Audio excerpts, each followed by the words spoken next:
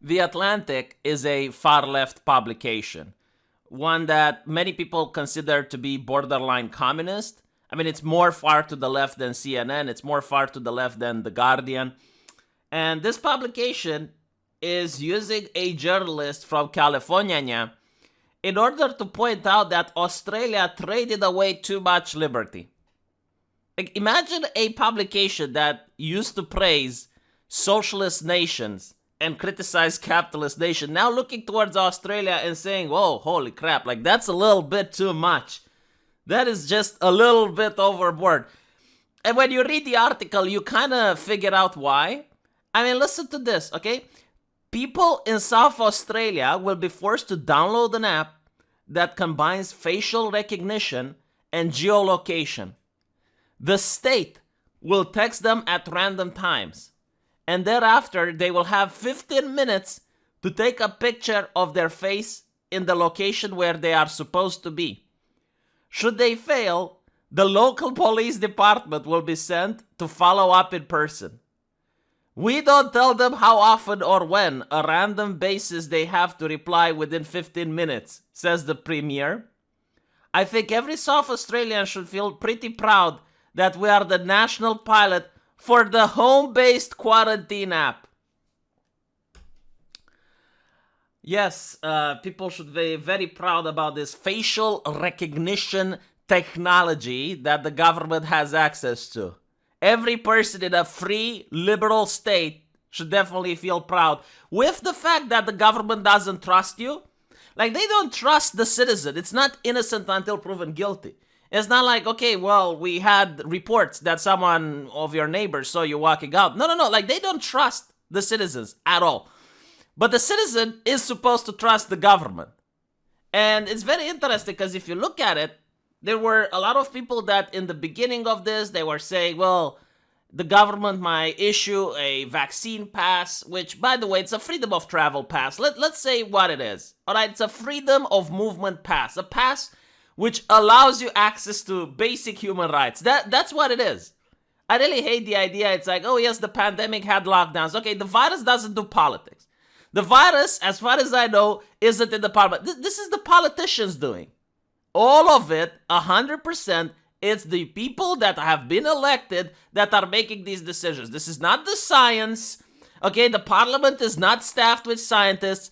The science doesn't say that you should bring the military to crack down on your own people. That is not the science. I don't know the terms of service on YouTube if I'm allowed to point out a nation and criticize it.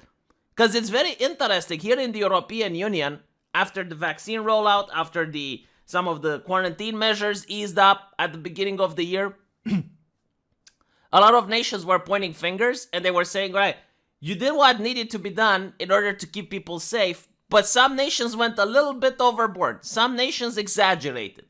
And they were talking about Hungary. They were talking about a few other Eastern European nations. And I'm like, man, wait until Australia leads the way. Wait until Australia paves the way to digital fascism like you've never seen before. But as I was saying, like the government really doesn't trust the citizen. But the citizen is supposed to trust the government. When in Australia, I specifically remember hearing YouTubers and hearing bloggers, and they were saying it's like, okay, the government is trying to put a freedom of movement pass. The government is going to have like tracing apps. The government is trying to build certain facilities where people are going to be quarantined. And everyone was saying, no, that's a conspiracy theory. YouTube should crack down on misinformation. And it turns out that the difference between a conspiracy theory and reality is give or take 2 months now. And by the way, like, do you even know how harmful this is? Because if people stop trusting official sources, because the official sources keep saying, oh yeah, this is a conspiracy, and then the conspiracy turns out to be true, what's going to happen is that people having no more points of reference, they're going to literally believe every single conspiracy theory they hear, just because it's a conspiracy theory. Like, you're making in the mind of the people that conspiracy theory equals prediction at this point. You're trying to put Alex Jones out of a job. I don't know what that man is doing. I haven't watched his channels in a year. But I think that he's a little bit upset now. He's a little bit upset. It's like, what can I do? There's nothing I can push anymore. It's already there. Like, his show is going to become boring. When Alex Jones talks about the future, it's going to be like, hold it out a little bit. I'm in Australia, and this is the present. I mean, let me show you something else. All right, it keeps on going. Unfortunately for the Australians, they don't have a Joe Biden, so that the buck would stop with him. In Australia, the buck just keeps going. So this is an unprecedented surveillance bill rushed through Parliament in 24 hours. I don't think even China goes this far. Let me put it like this. And if I'm a little bit skeptical, I would say that the current government in Australia, realizing what it has done, it's like, oh crap, maybe we should control people more, because otherwise they can do the most unhealthy thing ever. Go to the voting booth and vote us out of power. I mean, it's bewildering. But listen to this, right? So this has nothing to do with COVID, by the way. This is just like a bill rush that gives government the power to survey citizen, regardless of vaccination status, regardless of whether they're sick or not. So Australian police can now hack your device, collect or delete your data, take over your social media accounts, all without the judge's warrant.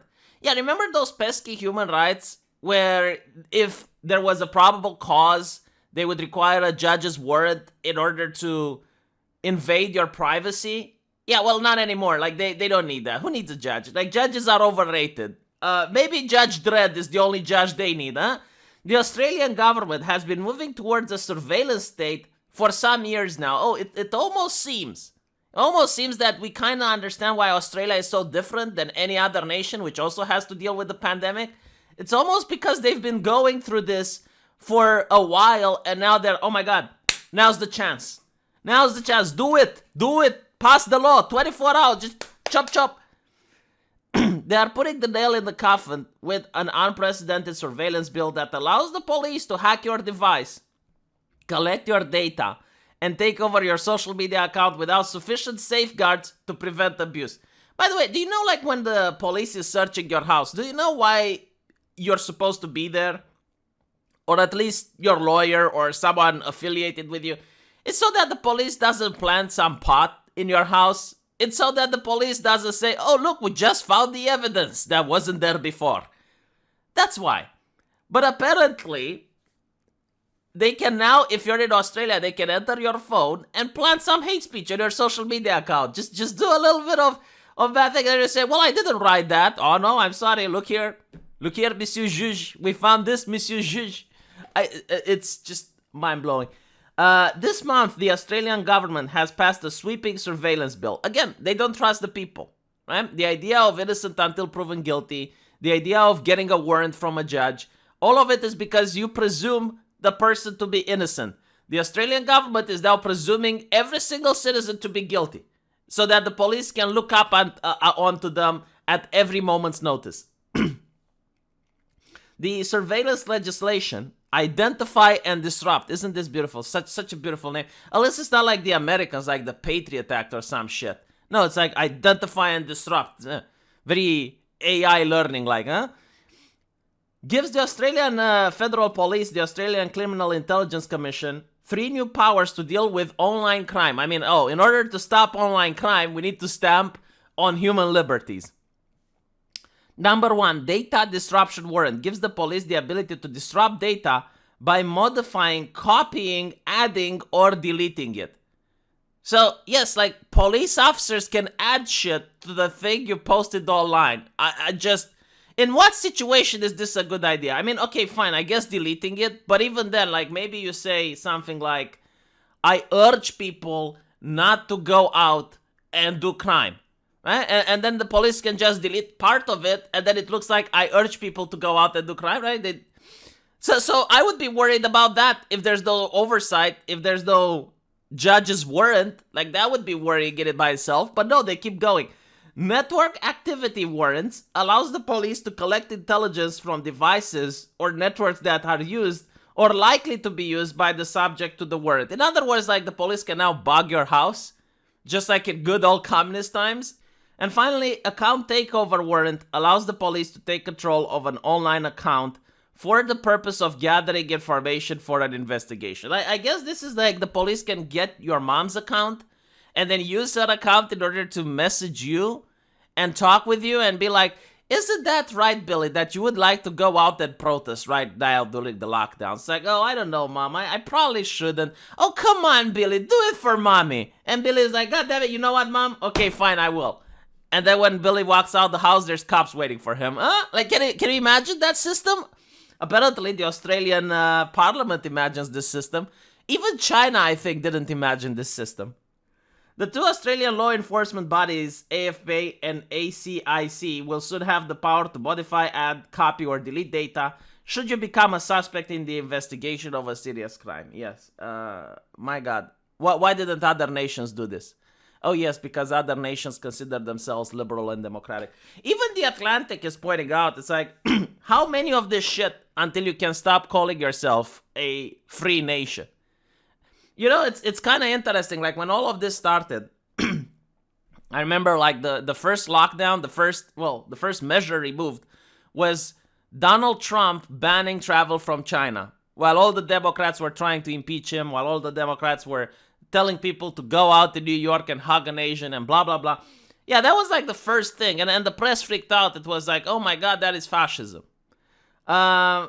I gotta say, the press is looking at Australia right now and is freaking out. Even the far left press. Like, even they are looking at it and like, whoa, come on. And I think, like, this adds a little bit of context. I mean, this article is saying that for years they were moving towards this. And that's why other nations haven't gone this far yet. Because other nations at least try to resemble a little bit of a democracy. I mean, compared to Australia, even the harshest lockdowns in the European Union look like a free and liberal society. Yeah, Hungary is actually a model to follow. Like, if the Australian government follows the Hungarian model, they will become more free. Hell, at this point, if they follow the Chinese model, no, my bad. If they follow the Soviet Union model, they will become more free. Let me know what you guys think. I'm really curious, especially if you're an Australian. And by the way, don't forget that the Australian police is now celebrating. Right? So don't forget that. It's very beautiful. Let me know what you guys think, and I'll see you in the comment section. Take care.